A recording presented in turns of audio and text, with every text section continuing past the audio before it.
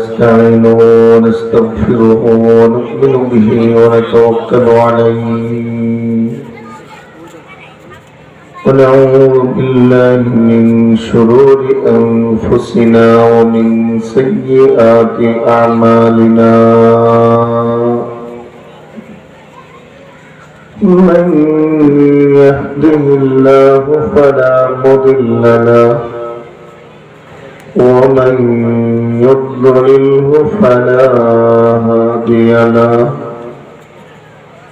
ونشهد أن لا إله إلا الله وحده لا شريك له ونشهد أن سيدنا وحبيبنا ومولانا محمد صلى الله تعالى عليه وعلى آله وأصحابه وبارك وسلم تسليما كثيرا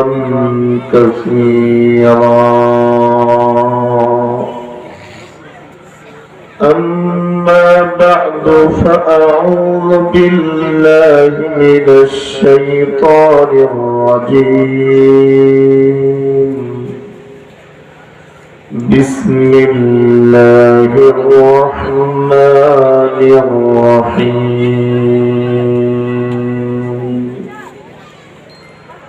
وقدمنا إلى ما عملوا من عمل فجعلناه هباء منثورا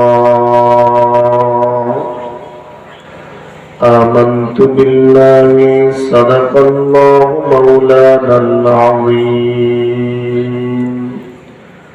وقال النبي صلى الله عليه وسلم لعن الله اليهود والنصارى اتخذوا قبور أنبيائهم مساجد وصدق رسوله النبي الأمي الكريم ونحن على ذلك لمن الشاهدين والشاكرين والحمد لله رب العالمين شكرا محبة الشهادة درود شريف اللهم صل على محمد وعلى آل محمد كما صليت على إبراهيم وعلى آل إبراهيم إنك حميد مجيد اللهم بارك على محمد وعلى آل محمد كما باركت على إبراهيم وعلى آل إبراهيم إنك حميد مجيد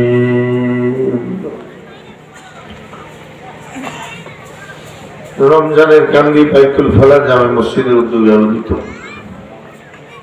12তম বাৎসরিক ওয়াজ দোয়া মাহফিলের আজকের অধিবেশনের সন্ধ্যাবাদন সভাপতি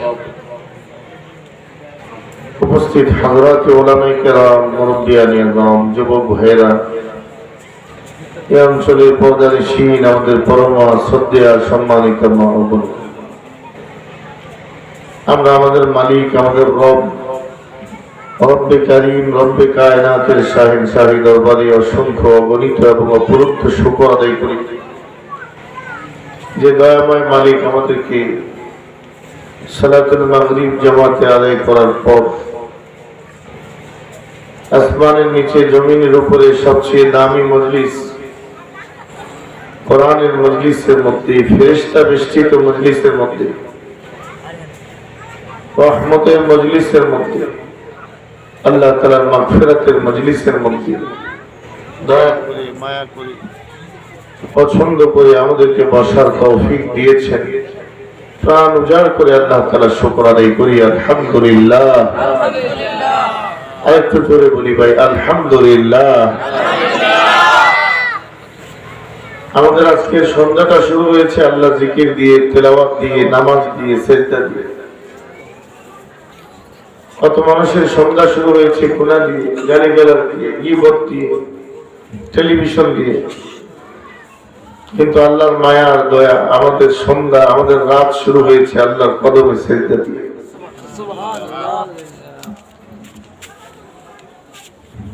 আল্লাহ তাআলা বলেন, আকিমিস সালাতা তারাফাইন নাহারি ওয়া যুলাফাম মিনাল লাইল ইন্নাল হাসানাতি ইউযহিবনাস সাইয়্যাত যালিকা যিকরা লিয-যাকিরিন। আল্লাহ বলেন, রাতের শেষ ভাগে, দিনের প্রথম ভাগে নামাজ পড়ো, দিনের শেষ ভাগে, রাতের প্রথম ভাগে নামাজ পড়ো, ফজর পড়ো, মাগরিব পড়ো, তো সারা দিনে এবং সারা রাতে যত গুনাহ হয়েছে সব মাফ হয়ে যাবে।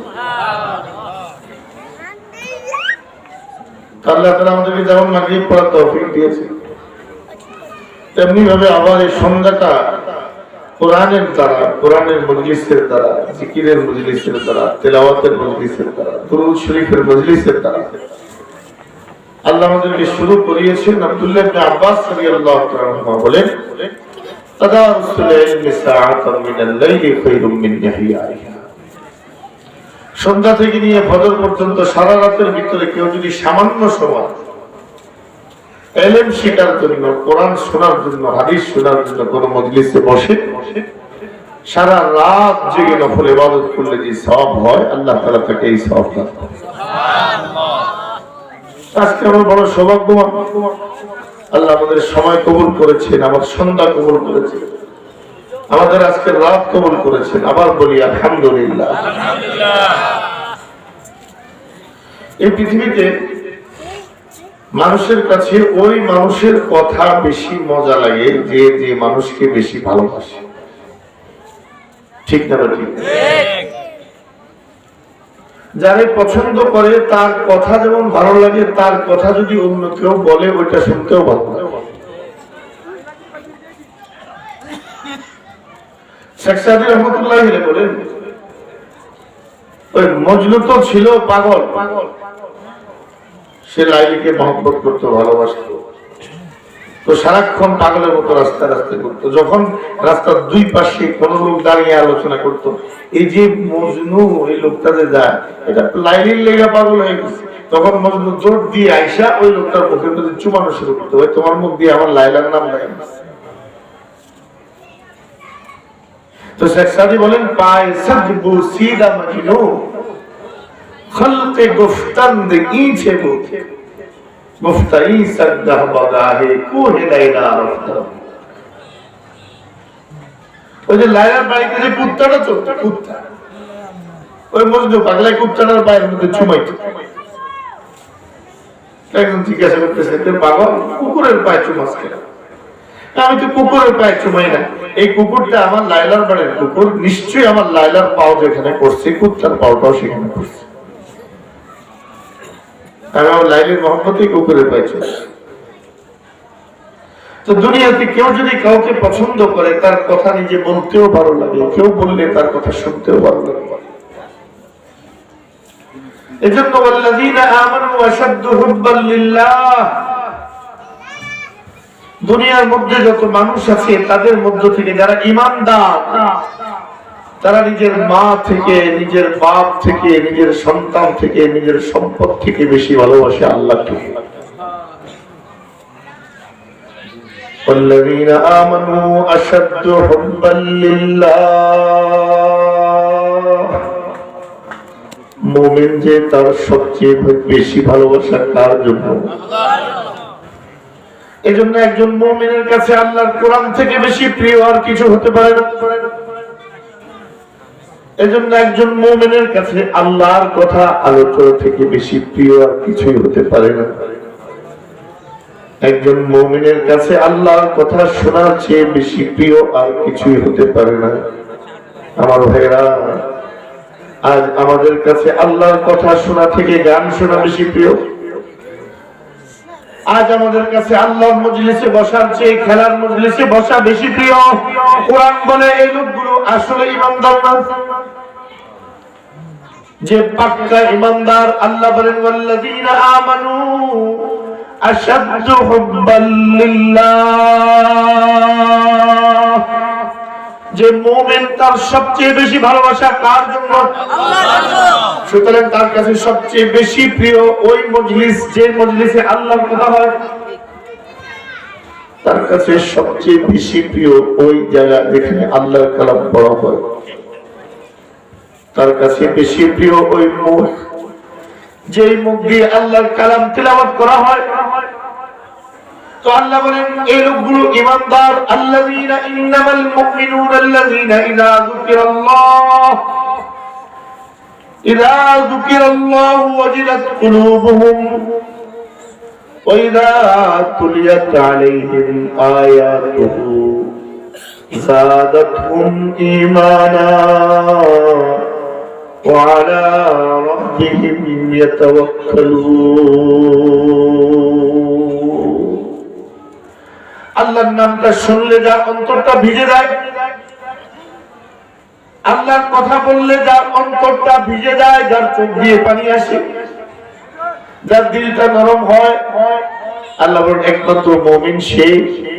ইযা যুকিরাল্লাহু ওয়াজিলাত কুলুবুহুম ওয়া ইযা তুলিয়াত আলাইহিম আয়াতুহু যাদাতহুম ঈমানা। আর তার সামনে যখন আল্লাহর কালামের কোন একটা আয়াত তিলাওয়াত করা হয়, ঈমানের ভোল্টেজ বেড়ে যায়, ঈমানের শক্তি বেড়ে যায়, ঈমানের পাওয়ার বেড়ে যায়। আর ওয়ালা রাব্বিহিম ইয়াতাওয়াক্কালুন। তখন তার অন্তরের ভিতরে আল্লাহর প্রতি ভরসাও বেড়ে যায়। সুবহানাল্লাহ। ও ভাইরা, গানের মজলিস তো মুনাফিকের কাছে প্রিয়, খেলার মজলিস তো মুনাফিকের কাছে প্রিয়, কোরআনের মজলিস তো মুমিনের কাছে প্রিয়। আজ মুমিনের তো অভাব নাই, কোরআনের মজলিস তো দূরের কথা, কোরআন পড়াও তো জানে না। এমনও মুসলমান সমাজ আছে এক বছরের ভিতরে একবারও আল্লাহর কোরআনটা খুলেও দেখে আছে না? অথচ আমরা সেই সকল মুমিনের উত্তরসূরি। হযরত ওসমান গনি প্রতি রাতে একবার কোরআন খতম করতেন। ওসমান গনি রাদিয়াল্লাহু তাআলা আনহু তিনি তো সাহাবী ছিলেন। আরেকজন সাহাবী ছিলেন উবাই ইবনে কাব রাদিয়াল্লাহু তাআলা আনহু, আশিকে কোরআন। সাহাবায়ে কেরামের মধ্যে সবচেয়ে বড় কারি সাহেব আকরাউহুম উবাই। 16 লক্ষ সাহাবীর মধ্যে সবচেয়ে বড় কারি সাহেবের নাম উবাই ইবনে কাব।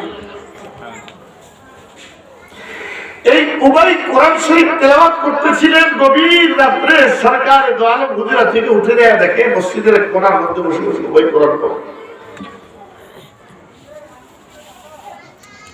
হযরত উবাই ইবনে কাবের সুর ছিল দাউদ আলাইহিস সালামের মতো সুন্দর সুর, মিষ্টি স্বরে হযরত উবাই ইবনে কাব দিল লাগিয়ে আল্লাহর কালাম তেলাওয়াত করতেছি। আর মাঝে মাঝে উবাইয়ের চেহারা খুশিতে জলজল করে, মাঝে মাঝে পেরেশান হয়ে যায়, চোখের পানি বের হয়ে যায়। যখন আল্লাহর নিয়ামতের আয়াতগুলো আসে উবাই ইবনে কাবের চেহারা জলজল করে। যখন আল্লাহর আযাবের আয়াতগুলো আসে উবাই ইবনে কাবের চেহারা মলিন হয়ে যায়, পেরেশান হয়ে যায়, ভয় এসে যায়। আল্লাহর নবী উবাই ইবনে কাবের পিছনে দাঁড়িয়ে দাঁড়িয়ে মনোযোগ দিয়ে তিলাওয়াত শুনতেছিলেন। নিজের শিষ্য, নিজের ছাত্র নিজের সাহাবী, নিজের ছাত্র, নিজের শিষ্য, আল্লাহর নবীর পক্ষ থেকে শিখানো কোরআন আজ এত সুন্দর করে পড়তেছে, হুজুরের কলিজা পড়ে গেছে। আল্লাহ দাঁড়িয়ে দাঁড়িয়ে শুনতেছেন। উবাই ইবনে কাবের তেলাওয়াত শুনতে কোন সময় নবীর অজান্তে আল্লাহর নবীর দুইটা চোখ ভিজে গেছে। সরকার দো আলমের চোখের পানি গাল বেয়ে দাঁড়িয়ে টপ করে এক ফোঁটা চোখের পানি উবাই ইবনে কাবের পিঠের মধ্যে পড়ছে। উবাই ইবনে কাব লাফ দিয়ে উঠে পিছন দিকে তাকিয়ে দেখে সরকার দো আলম দাঁড়িয়ে করতেছে। লাফ দিয়ে উঠে বলেন, বিয়াবি আনতা ওয়া উম্মি ইয়া রাসূলুল্লাহ, ওগো আল্লাহর রাসূল, আমার আব্বা আম্মা আপনার পায়ে কুরবান হোক, আপনার জন্য কুরবান হোক। আমি আপনাকে কোনো কষ্ট দিলাম নাকি, কোনো পেরেশান করলাম নাকি, কোনো দুঃখ দিলাম নাকি? আপনি কাঁদেন কেন? আল্লাহর হাবিব বলেন, উবাই, একটু আগে জিবরাইল এসে আমাকে বলছে তুমি যে বসে বসে কোরআন পড়তেছো, আরশে আজিমের মালিক রব্বুল আলামিন তোমার উপর খুশি হইয়া জিবরাইলের মাধ্যমে আর আমার মাধ্যমে তোমার কাছে সালাম পাঠাইছে। ইন্নাল্লাহা ইউকরিউ আলাইকা সালাম ইয়া উবাই, ও ভাই রব্বুল আলামিন তোমার কাছে সালাম পাঠিয়েছেন আসমান থেকে। উবাই ইবনে কাব বলেন, আসমানি রব্বি, ইয়া রাসূলুল্লাহ, আমার নামটা বুঝি আমার আল্লাহ মুখে নিছে, আমার আল্লাহ বুঝি আমার নামটা জানি, তিনি বুঝি আমার নামটা মুখে নিছে। এই বলতে উবাই জমিনে কাছে। তো জমিনে কেউ কোরআন তেলাওয়াত করে তো তার আলোচনা আল্লাহর জবানে হয়। আজকে কোরআন থেকে আমরা কত দূরে, আজকে কোরআনের মজলিস থেকে আমরা কত দূরে। অথচ দুইটা অন্যায় করছে, সালিশ হইলে গ্রামের মধ্যে 10টা বাজে সালিশের ডেট দিলে 8টা বাজে তামসা দেখার লাগে কয়েক হাজার মানুষ কথা কর। আজকে মাছ বাজারে যত লোক দেখা যায়, তরকারি বাজারে যত লোক দেখা যায়, খেলার মাঠে যত লোক দেখা যায়, আল্লাহর কসম মসজিদের 10 ভাগের 1 ভাগও দেখা যায়। এগুলো আমাদের দুর্ভাগ্য, আমরা কপাল পোড়া, আমরা হতভাগা, আমরা সফলতার রাস্তা ছেড়ে দিয়েছি, আমরা কামিয়াবির রাস্তা ছেড়ে দিয়েছি। তাহলে সবচেয়ে বেশি ভালোবাসে মুমিন কাকে? আল্লাহর ভালোবাসার সাথে কোনো তুলনাই হয় না। আর আল্লাহর মাখলুকের মধ্যে মুমিন সবচেয়ে বেশি ভালোবাসে নবীকে। বলেন না কাকে? নবীকে। আল্লাহর হাবিব বলেন, ওয়াল্লাযী নাফসি বিয়াদিহি লা ইউমিনু আহাদুকুম হাত্তা আকুনা আহাব্বা ইলাইহি মিন ওয়ালিদিহি ওয়া ওয়ালাদিহি ওয়ান নাসি আজমাইন।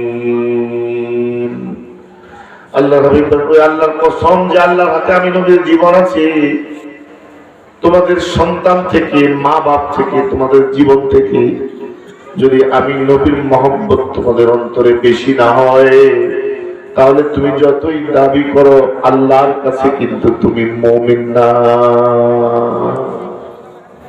তাহলে নবীর ভালোবাসা জীবনের সমান না জীবন থেকেও বেশি? মা বাপের সমান না মা বাপ থেকেও বেশি? সন্তানের সমান না সন্তান থেকেও বেশি? আর আল্লাহর প্রতি ভালোবাসা নবীর থেকেও বেশি। কথা বলবো, নিজের সব কিছু থেকে বেশি ভালোবাসা নবীর জন্য, আর আল্লাহর জন্য ভালোবাসা, নবীর জন্য ভালোবাসা যা তার চেয়েও বেশি। তাহলে নবীকে সবচেয়ে বেশি ভালোবাসার নাম হলো ঈমান। হযরত ওমর ফারুক রাদিয়াল্লাহু তাআলা বলেন, ইয়া রাসূলুল্লাহ, লা আনতা আহাব্বু ইলাইয়া মিন মালি ওয়া ওয়ালাদি ইল্লা মিন নাফসি। হুজুর, আপনি আমার কাছে আপনার আমার মা বাপ থেকে, আমার মাল থেকে, আমার সন্তান থেকে আপনি আমার কাছে বেশি প্রিয়। তবে ইয়া রাসূলুল্লাহ, আমার কাছে মনে হয় আপনার থেকে আমার জীবনের মায়াটা একটু বেশি। আপনার থেকে আমার জীবনটার প্রতি ভালোবাসাটা একটু বেশি বলে মনে হয়। আল্লাহ বলেন, কাল্লা ইয়া ওমর, হবে না। ওমর, তোমার জীবন থেকেও যদি তুমি আমি নবীকে বেশি ভালো না বাসো, তো ওমর তুমি মুমিন না। এবার হয়তো তোমার মাথা নিচের দিকে নামাইছেন, চিন্তা করতেছেন, আসলে কি আমি আমার জীবনকে বেশি ভালোবাসি না নবীকে বেশি ভালোবাসি? হঠাৎ খেয়াল আসলো আল্লাহর নবী যদি এখন সমুদ্রে ঝাঁপিয়ে পড়তে বলে আমি তো পড়বো, নবী যদি আমাকে আগুনে ঝাঁপ দিতে বলে তাও তো দিব, নবী যদি আমাকে আমার কলিজাটা বের করে নবীর সামনে রাখতে বলে তাও তো রাখবো। তাহলে তো বোঝা গেল আমি নবীকে আমার জীবন থেকেও বেশি ভালোবাসি। সঙ্গে সঙ্গে মাথা উঠে আমার ইয়া রাসূলুল্লাহ লাম তাহাব্বু ইলাইয়া মিম্মা লি ওয়া ওয়ালিদি ওয়া ওয়ালাদি ওয়া মিন নাফসি ওয়া মিনাল মাইল বারিদ ফিল জামান। ওগো আল্লাহর হাবিব, আপনি আমার মা বাপ থেকে, আমার সন্তান থেকে, আমার জীবন থেকে, এমনকি প্রচন্ড গরমের সময় প্রচন্ড পিপাসাগ্রস্ত মানুষের কাছে ঠান্ডা পানি যত প্রিয় তার চেয়ে আপনি আমার কাছে বেশি প্রিয়। আল্লাহর হাবিব বলেন আল-আন ইয়া ওমর, ও ওমর এইমাত্র তোমার ঈমানটা পুরো হয়েছে।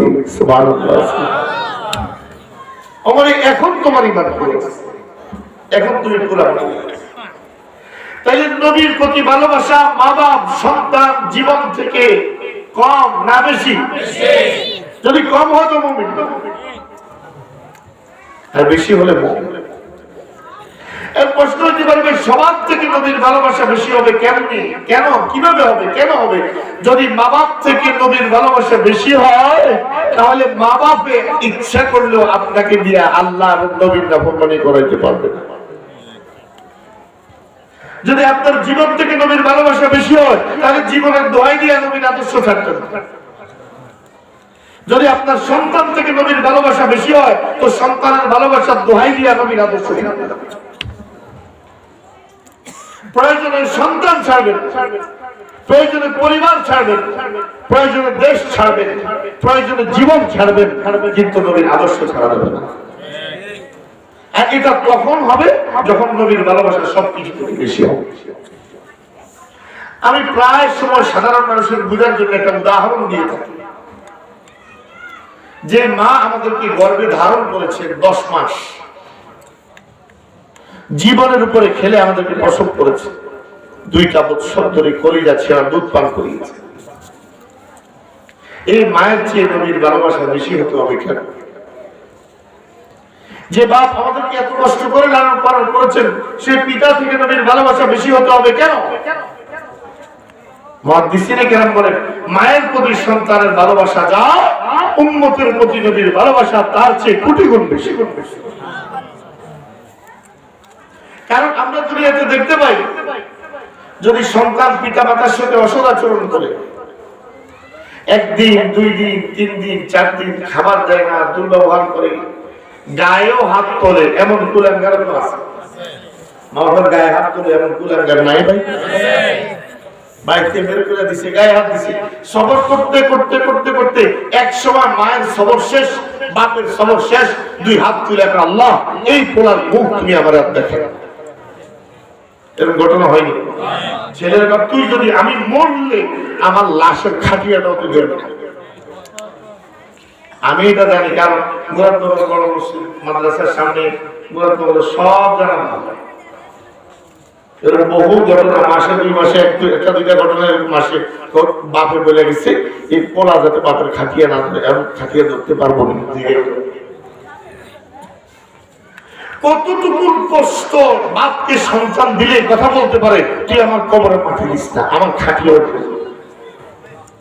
আর মা বলতে পারে আল্লাহ এই ছেলের মুখ আমরা দেখি।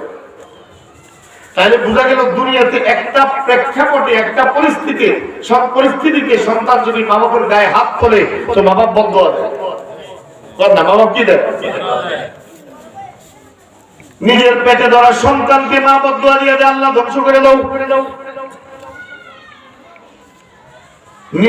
নিজেদের সন্তানকে জন্ম দিয়েছে, কত কান্নাকাটি করে, কত দোয়া করে আল্লাহ থেকে সন্তানটা চেয়ে নিছি। একমাত্র সন্তান আবার নিজে হাত তুলে বদ্ধ দেয় আল্লাহ তুই তারা ধ্বংস করে দিয়ে তারা দেখাই না আমার সব শেষ করছে। ও আমার ভাইরা, পেয়ারা রাসূল সাল্লাল্লাহু আলাইহি ওয়াসাল্লাম যখন তায়েফে গেছেন দাওয়াত দেওয়ার জন্য, তো তায়েফের জালিমগুলো দুষ্ট ছেলেগুলোকে পেয়ারা রাসূলের পিছনে লাগায় দিছে। মুখে পাগল পাগল পাগল পাগল বলে বলে তাড়িয়ে তাড়িয়ে খেদিয়ে খেদিয়ে বাচ্চাগুলো বড় বড় পাথর মারতেছিলেন আল্লাহর বন্ধুর শরীরে।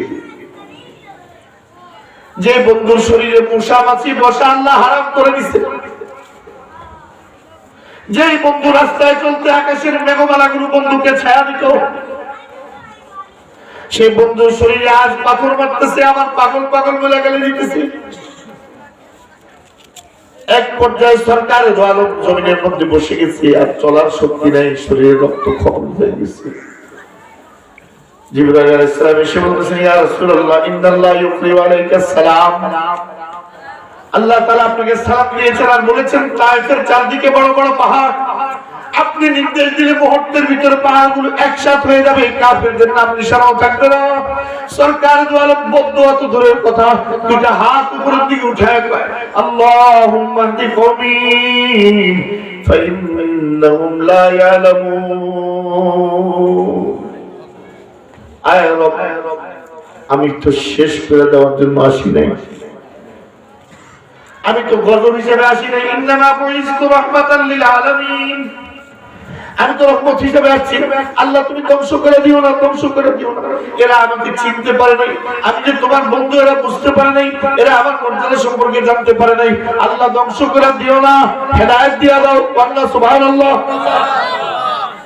সন্তান বাপের মাথার মধ্যে আঘাত করছে, বাপ কয় আল্লাহ তোমার গজব ফলাও। আর উম্মত নবীর গায়ের মধ্যে পাথর দিয়ে আঘাত করছে, নবী বলে আল্লাহ ধ্বংস করো না, হেদায়েত দিয়ে দাও। তাহলে এবার আপনি ফয়সালা করেন, সন্তানের প্রতি মা বাপের মহব্বত বেশি না উম্মতের প্রতি নবীর মহব্বত বেশি? মানুষের যখন মৃত্যুর সময় হাজির হয়, সব আপনজনকে মানুষ ভুলে যায়। সাকারাতুল মউত যখন শুরু হয়, মউতের ফেরেশতাদের আগমন যখন শুরু হয়ে যায়, তখন সন্তান, স্ত্রী, পরিজন, মাল সবকিছুকে তার পর মনে হয়, আয় হায় হায় এগুলো সব আমার দুশ্মন, পুরোটাই আমার আপন না। নিজের স্ত্রীকে দুশ্মন মনে হয়, নিজের সন্তানকে দুশ্মন মনে হয়, নিজের ভাইকে দুশ্মন মনে হয়, নিজের বন্ধুকে দুশ্মন মনে হয়।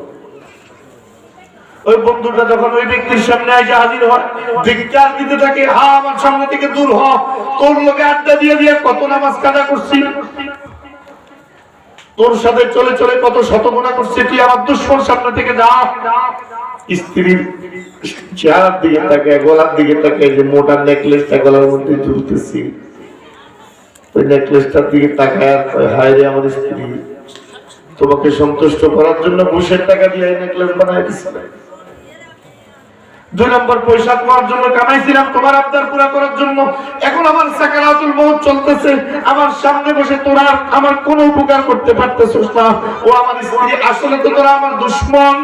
ও আমার বন্ধু, আসলে তো তোরা আমার দুশমন। সবাই সবাইকে পর মনে করে, নিজের সন্তানগুলোকে পর মনে করে ধিক্কার দিতে থাকে। মহব্বত শেষ হয়ে যায়, ভালোবাসা শেষ হয়ে যায়। কিন্তু আমার ভাইরা, প্যারা নবী সাল্লাল্লাহু আলাইহি সাল্লামের ইন্তেকালের সময় আল্লাহর হাবিব কাঁদতেছিলেন। আল্লাহ তাআলা জিবরাইলকে পাঠাইছেন, জিবরাইল যাও যাও আমার সালাম দিয়ে জিগাও আমার বন্ধু কাঁদে কেন। জিবরাইল এসে সালাম দিয়ে, ইয়া রাসূলুল্লাহ আপনি কাঁদেন কেন? আল্লাহ তাআলা জানতে চেয়েছেন। আল্লাহ হাবিব বলেন, জিবরাইল কিছুক্ষণ পরেই তো আমি আমার বন্ধু, আমার রফিকে আলা, আমার মহান বন্ধুর সান্নিধ্যে আমি চলে যাব। কিন্তু ওয়ালাউ আন্নাহুম ইযলামু আনফুসাহুম জাউক ফাস্তাগফিরুল্লাহ ওয়াস্তাগফারা লাহুমুর রাসূল লাওয়াজাদুল্লাহা তাওয়াবার রহিমা। এতদিন পর্যন্ত আমার গুনাহগার উম্মতগুলো কোনো গুনাহ করে ফেললে আমার কাছে দৌড়ে আসছে, আমি আল্লাহর কাছে 2 হাত তুলে আমার উম্মতের জন্য মাপ চাইছি, আল্লাহ মাফ করে দিয়েছে। আজকে যদি আমি চলে যাই, কাল আমার গুনাহগার উম্মত দৌড়ে কার কাছে আসবে? কার কাছে আইসা বলবে ইস্তাগফিরলি ইয়া রাসূলুল্লাহ, ও আল্লাহর হাবিব আপনি একটু আল্লাহর কাছে আমার জন্য ইস্তিগফার করে দেন। আজ থেকে আমার উম্মত কার কাছে আসবে, কার চেহারার দিকে তাকাবে, কার সামনে এসে বসবে? জিবরাইল আল্লাহ তাআলার কাছে গিয়ে বলে, রব্বুল আলামিন আপনার বন্ধু এই মৃত্যুর সময় যে কাঁদতেছি তাও নিজের জন্য না, উম্মতের জন্য। সুবহানাল্লাহ। আল্লাহ বলেন যাও রাজি হয়ে যাও, আমার বন্ধুকে যা বলে দাও ইন্নাল্লাহা সাওফা ইউযিকা ফি উম্মতিকা। ও বন্ধু আপনি চলে যাবেন ঠিক, কিন্তু আপনার মহান বন্ধু রব্বুল আলামিন তো আছেন। আপনার অনুপস্থিতিতে রব্বুল আলামিন নিজে আপনার উম্মতকে দেখাশোনা করবেন। সুবহানাল্লাহ। তাহলে মৃত্যুর সময় বাপ সন্তানকে ভুলে গেছে, নবী উম্মতরে বলছিনি? আরে ভাই একটু জোরে কন্যা বলছিনি? মৃত্যুর সময় মা সন্তানকে ভুলে গেছে, নবী উম্মতরে ভুলছিনি? আরে বলেন তো, মা বাপের সন্তানের প্রতি মহব্বত বেশি না নবীর উম্মতের প্রতি মহব্বত বেশি? এবার কিয়ামতের দিনের অবস্থা, ইয়া আইয়ুহান নাসু তাকু রাব্বাকুম ইন্না যালজালাতাস সাআতি শাইউন আযীম ইয়াওমা তারাউনাহা তাযহালু কুল্লু মুরদিআতিন আম্মা আরদাত ওয়া তাযউ কুল্লু যাতি হামলিন হামলাহা ওয়া তারান নাসা সুকারা ওয়া মা হুম বিসুকারা ولكن عذاب الله شديد। ওই কিয়ামতের দিন কঠিন মুসিবতের সময় আল্লাহ বলেন গর্ভবতী মহিলাগুলো তাদের পেটের বাচ্চাগুলো যে জমিনে পড়ে যাবে তেরো পাবে না। নিজের মায়ের পেটের বাচ্চা পেট থেকে বের হয়ে মায়ের পায়ের নিচে পড়ে পিষে যাবে, মা তাকানোর সুযোগ পাবে না, তাকাবেও না, ভয়ে ভয়ে ভয়ে বোতল খেয়ে মাতাল হয়ে মানুষ যেমন টলতে টলতে রাস্তায় চলে, আল্লাহ বলেন সব মাতালের মতো পাগলের মতো দৌড়াদৌড়ি করতে থাকবি। ইয়াউমা ইয়াফিরুল মারউ মিন আখিহি ওয়া উম্মিহি ওয়া আবিহি ওয়া সাহিবাতিহি ওয়া বানিহি। মা সন্তানকে দেখে ভাগ্যে পরিচয় দিবে না, বাপ সন্তানকে দেখে ভাগ্যে পরিচয় দিবে না। ইয়াউমা লা ইউগনি মালু ওয়ালা বানুন ইল্লা মান আতাল্লাহা বিকলবিন সালিম। মাল সম্পদ সন্তান কিছুর পরিচয় থাকবে না। যখন বাপে আপনাকে চিনবে না, মা আপনাকে চিনবে না, পরিচয় দিবে না, তখনও আরশে আজিমের নিচে সিজদায় পড়ে আপনার নবী আপনার জন্য কাঁদবে। সুবহানাল্লাহ।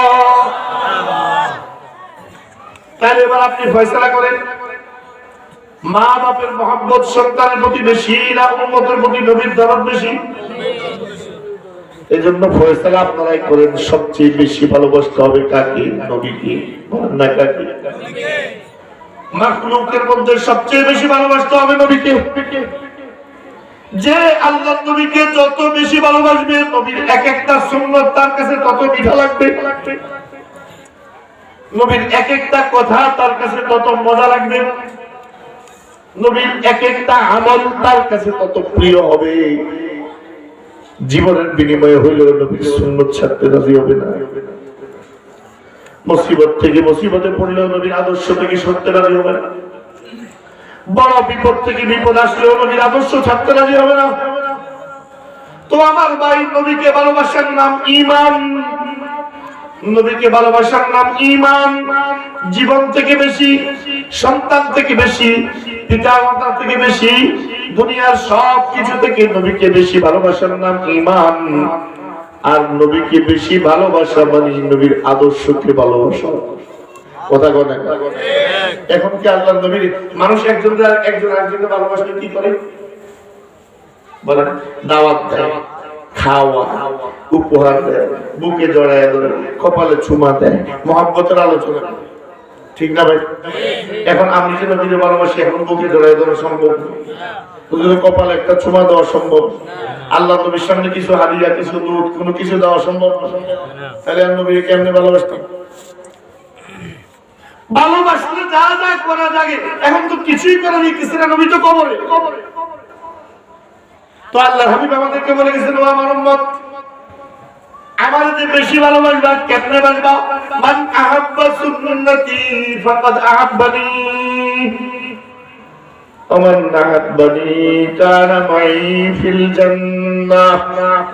আমি নবী তো থাকবো না, আমার আদর্শ থাকবে, আমার খাবারের সুন্নত থাকবে, আমার শোয়ার সুন্নত থাকবে, আমার বসার সুন্নত থাকবে, আমার উঠার সুন্নত থাকবে, আমার পোশাকের সুন্নত থাকবে, আমার পরিবার চালানোর সুন্নত থাকবে, মসজিদে যাওয়ার সুন্নত থাকবে, বাজার করার সুন্নত থাকবে, পরিবার চালানোর সুন্নত থাকবে।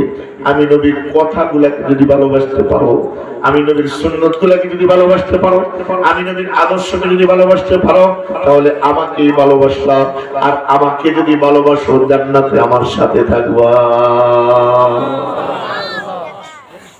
তাই নবীকে ভালোবাসা মানে নবীর কথা ভালোবাসা, নবীকে ভালোবাসা মানে নবীর সুন্নতকে ভালোবাসা, নবীকে ভালোবাসা মানে নবীর আদর্শকে ভালোবাসা। আমি বললাম, ওগো পেয়ারা রাসূল, আপনাকে আমি জীবন থেকে বেশি ভালোবাসি, নামাজ পড়লাম না। বলেন এটা কি ভালোবাসা না ধোঁকা? সবাই বলেন ভালোবাসা না ধোঁকা? আমি আমার মধ্যে এক চাচা বাতিজা লাগছে ঝগড়া, বহু বছর আগে, ইডি খাতের আইন খেলা লইয়া। তো ইডি খাতের আইন খেলা লইয়া ঝগড়া লাগছে, চাচা রাগ করে আসছে, হ্যাঁ তোরা আমি পরে কানে কানে বড় করছি, তুই আমার ভাতিজা হলে আমার ছেলের মতো তোরা আমি দেখছি, তুই আজকে আমার ক্ষেত দখল করতে আসো, ভাতিজাকে ফাঁসা, আমি আপনারা আমার আব্বার মতো শ্রদ্ধা করে, এইটা নিয়ে শ্রদ্ধা। তোর জমি থেকে দেয়া ঠেলে আমার ক্ষেতের দিকে আইল ঢুকে দিছ, এটারও নিকো শ্রদ্ধা, এটারও নিকো ইজ্জত, এটারও নিকো চাচার প্রতি মহব্বত। ও আমার ভাই, আপনি নবীর শরীয়ত বিকৃত করবেন, আপনি নবীর সুন্নাত বিকৃত করবেন, নবীর আদর্শ ছেড়ে আপনি বেদাত করবেন, নবী যেটা দেখাইছে ওইটা বাদ দিয়ে ভিন্ন রাস্তা ধরবেন। খোদার কসম, আপনি নবীর আশিক না, আপনি ধোঁকাবাজ। আপনি নবীকে ধোঁকা দিতেছেন, প্রতারণা করতেছেন, ভালোবাসা না, মহব্বত। আরে ভালোবাসা কারা কয়? কতবার শুনে দিছিলাম, আমরা তো কোথায় জানি হযরত ওসমান গনি রাদিয়াল্লাহু তাআলাকে হুদায়বিয়ার সন্ধির সময় হযরত ওসমানকে আলোচনা করার জন্য পাঠিয়েছে আল্লাহ রাসূল। 1400 সাহাবী নিয়ে রাসূল করিম সাল্লাল্লাহু আলাইহি ওয়াসাল্লাম আসছেন উমরা করার জন্য, কিন্তু হুদায়বিয়া নামক জায়গায় আসার পর মক্কার মুশরিকরা আটকায় দিয়েছে, আর যাইতে দেয় না। তারা মনে করছে আল্লাহ রাসূল মক্কা দখল করতে আসছে, লড়াই হবে। হুজুর চিন্তা করলেন তাদেরকে এই কথাটা বোঝানো দরকার যে আমরা যুদ্ধ করতে আসি না, শুধু উমরা করতে আসছি। আর হুজুর বললেন, ওমর তুমি যাও, যা তাদেরকে একটু বুঝাও যে আমি যুদ্ধ করতে আসি নাই, আমি আল্লাহর তাওয়াফ করতে আসছি, উমরা করে চলে যাব।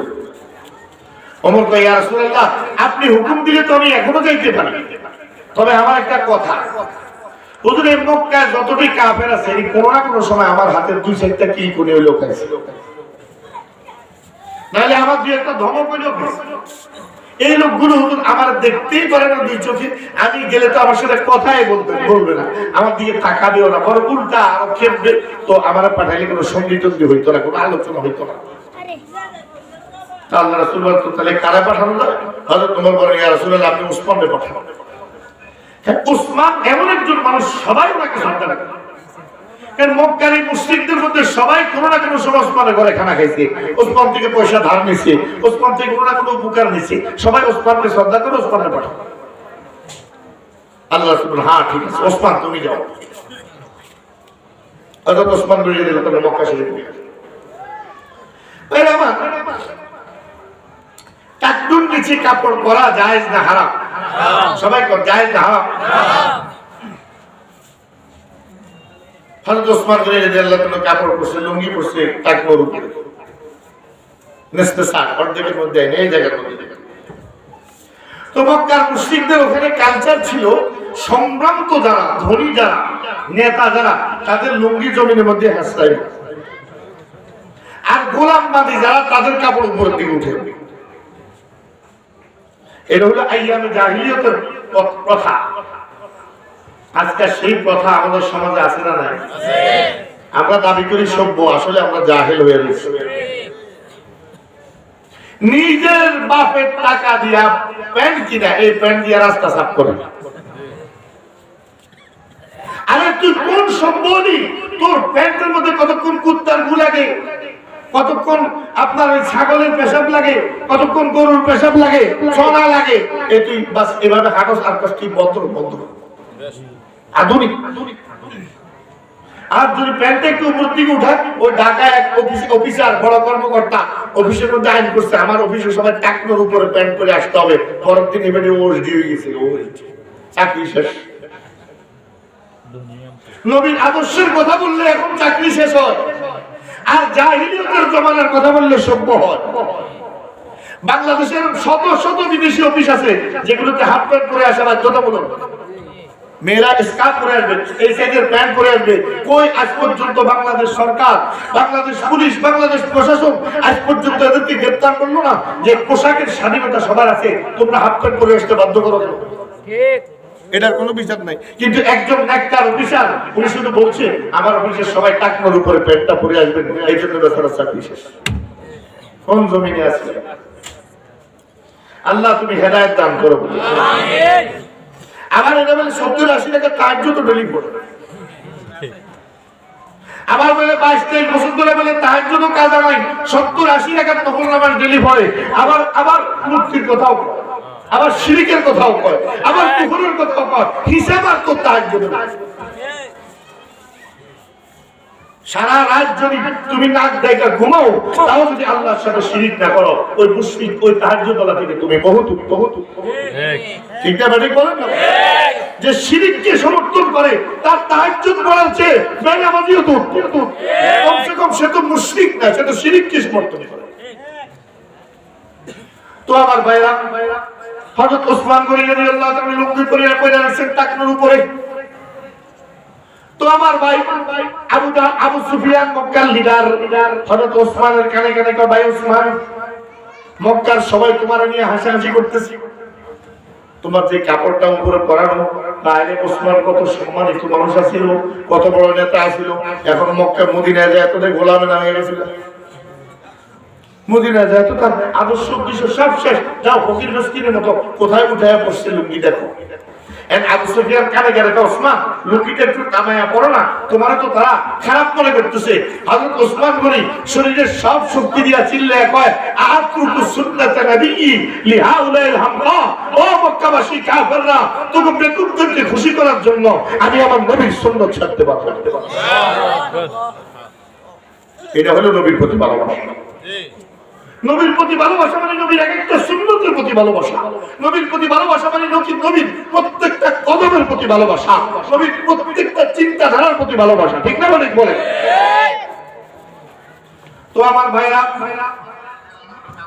এত লম্বা কথা বলেছি যে কথাটা বোঝানোর জন্য এবার দিল দিয়ে খেয়াল করেন। নবীর জীবনের প্রতিটা কথাই তো আমাদের কাছে প্রিয়, নবীর জীবনের প্রতিটা সুন্নতি তো আমাদের কাছে প্রিয়। বলেন ঠিক না? ঠিক। যদি প্রিয় না হয়ে থাকে তো প্রিয় হতে হবে। জান্নাতে যাওয়ার জন্য নবীর সুন্নতকে সবচেয়ে বেশি ভালোবাসতে হবে, নবীর আদর্শকে সবচেয়ে বেশি ভালোবাসতে হবে। যদি ভালোবাসা না যাইতে পারেন কবরে, তো কবরে যায় আর নবীরে চিনতেন না। যখন আপনারা প্রশ্ন করব মান হাযার রাজুলুল্লাযী বুইসা ফীকুম, আল্লাহর হাবিবের কবর মোবারক আর আপনার কবরের মাঝখানে যে বিশাল জমিন আছে আল্লাহ তা সরায় দিবেন, আপনি সরাসরি প্যারা নবীকে দেখতে পাবেন। আর ফেরেশতারা জিজ্ঞাসা করবে, এই লোকটা কে যাকে তোমাদের কাছে পাঠানো হয়েছিল? দেখছেন নি? প্রশ্ন সহজ করে দিচ্ছে, এই লোকটা কে যাকে তোমাদের কাছে পাঠানো হয়েছিল? একটু কমের পরে জবাব দিতে পারে না, কতটা বলো চিন্তা করো। ওই যে অনেক বছর আগে দেখছিলাম, ওই যে মোবাইলে বহু 15 বছর আগে নতুন মোবাইল বেরিয়েছিল, এই সময় দেখছি একটা যে একজনের মাথার মধ্যে একটা কোড়া লেগে যাইতেছে, আরেকজনের জিজ্ঞাসা তোর মাথার কি? কয় আমার মাথার যেটা আছে এটার উপর দিয়া সাদা, ভাঙলে কুসুমটা লাল হইতে পারে, হলুদ হইতে পারে। কসম দিয়ে আমার মাথায় কি? যারা জিজ্ঞেস যেটা মাথার উপর আছে এটা সাদা, ভাঙলে কুসুম, কুসুম লাল হইতে পারে, হলুদ হইতে পারে। এর পরও তো যে বুঝে না কত বলো চিন্তা করো। এতে প্রশ্নটা বেশি কঠিন হয়ে গেছে, তোর মাথার মধ্যে আছে মনে হয় লেবু। এত সহজ করে নেওয়ার পরেও জবাবটা দিতে পারবেন। ফেরেশতা জিজ্ঞাসা, মান হাযার রাজুলুল্লাযী বুইসা ফীকুম, এই লোকটা কে যাকে তোমাদের কাছে পাঠানো হয়েছিল? কেউ সহজ করে দিছে না? এর পরেও ওই যে নবীর সুন্নাত মানে নাই, নবীর আদর্শ মানে নাই, নবীর সুন্নাত মতে চলে নাই, নবীর আদর্শ মতে চলে নাই, সে চিনবে না, বলবে হা হা হা আমি জানি। নাউযুবিল্লাহ। তাহলে আল্লাহর হাবিবের জিন্দেগীর প্রতিটা কথাই আমাদের কাছে প্রিয় হতে হবে যদি জান্নাত পেতে হয়। নবীর জিন্দেগীর প্রতিটা কথা আমাদের কাছে সবচেয়ে দামি হতে হবে যদি জান্নাতে যেতে হয়। বলেন ঠিক না বেঠি?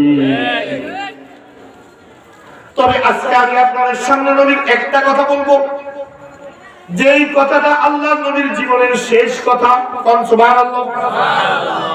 ভাইরা আমার, যে সন্তান জীবনে বাপের কথা শুনে না, সেও তো চিন্তা করে, আরে আমার আব্বা মৃত্যুর সময় যে কথাটা বলে গেছে, কমপক্ষে এই কথাটা একটু মানি না। ঠিক না বেটি? এক ছেলে আপনাদের মুরাদনগর হঠাৎ করে ফজর নামাজ পড়তে এসে আরো ৬-৭ বছর, তারে আমি জীবনে কোনদিন মুরাদনগর আসার মধ্যে কোনদিন মসজিদে দেখি না। এই সামনে দিয়ে হাঁটতে কাটতে কি রে তুমি করতে আসছো? পরশুদিন আমার আব্বা মারা গেছে, গ্রামের বাড়িতে আপনারা কাপড় করে আসছি। আমি মা বাপ বলে একদিন মসজিদে আইয়া বলে, তো তুমি হঠাৎ করে কিনলে মসজিদে আসছো? হুজুর আমার আব্বার মৃত্যুর সময় আব্বা আমার হাতটা টাইনে নিয়ে গেছে। বাবা, আমার জীবনের শেষ কথাটা তুই বলতে রাখ, জীবনে কোনদিন নামাজ ছাড়িস। সুবহানাল্লাহ। বাপের কথা কোনদিন তো শুনি নাই, কিন্তু আব্বা জীবনের শেষ কথাটা বলে গেছে।